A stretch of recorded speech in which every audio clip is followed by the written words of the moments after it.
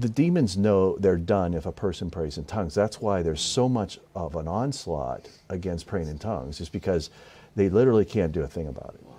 Yeah. So I pray into the Spirit all the time. And I can hear myself praying in my language right now as I'm speaking to you in English. I can hear it. And also I'm going over a melody that we played. Right now I'm going over the melody that I played with my saxophone. I'm going over that exact, I'm memorizing that combination that I played because I liked it, to remember it for another time. So the Lord can heighten you. But just remember that your mind is only able to handle a certain amount of tasks and things. But in the Spirit, you can do multiple things from down here. And by the way, your spirit is so much bigger than your body. And one of the things that Jesus showed me was that my spirit had grown in authority by feeding it. So I developed my spirit, yeah. Small s. And because I had created that environment, what happened is that Jesus showed me that out 30 feet from me is where my spirit's border was. Wow.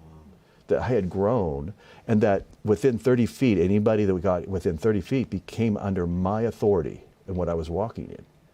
And that's why with Brother Hagin, in his last phase of his ministry, which he told us when he was on his second and third phase, he said that fourth phase, he said that whole sections would get hit by the Spirit of God in his last phase. He told us this years before it happened.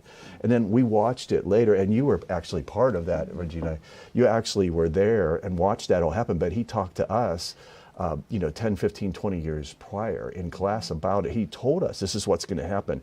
He said, as the Spirit grows in the knowledge of God, that one day, he said, it will affect the whole sections of the auditorium.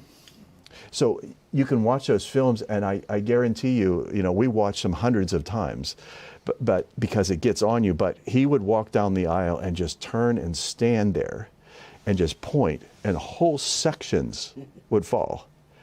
And he'd go like this just to turn, and everybody that got in that way, and he'd just say, everybody stand up in this row.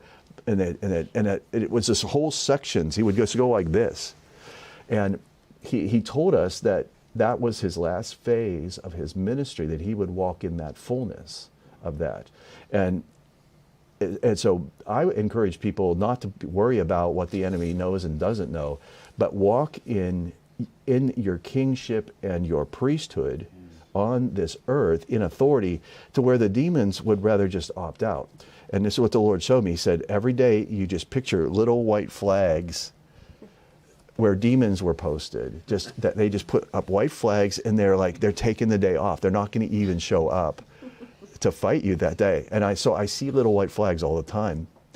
I see these white flags because the enemy can't get near someone who's walking in this. That with Jesus, they couldn't even shut up. They couldn't even be quiet.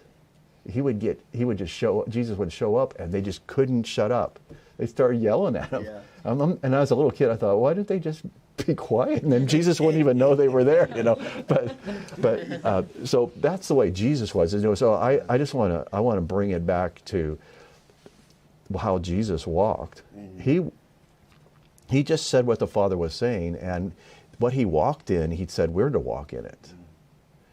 So I'm not, I'm not concerned about what the devil knows or doesn't know. What I'm concerned about, do I know? Do I know it, and am I walking in it?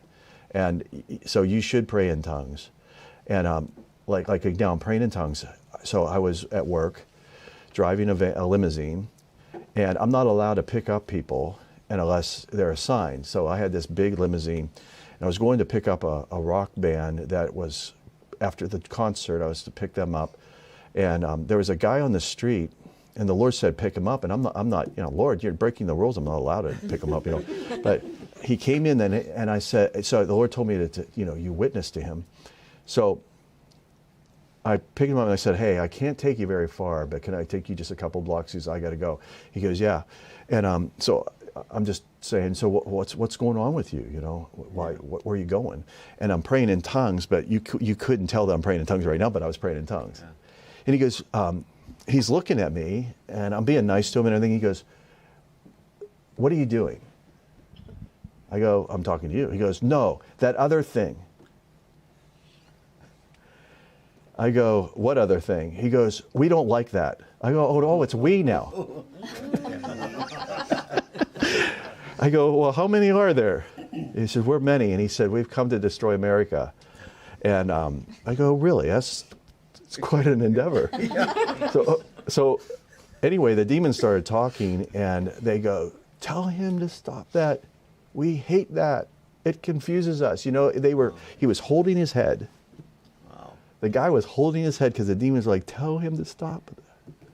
And I was the ones praying in tongues.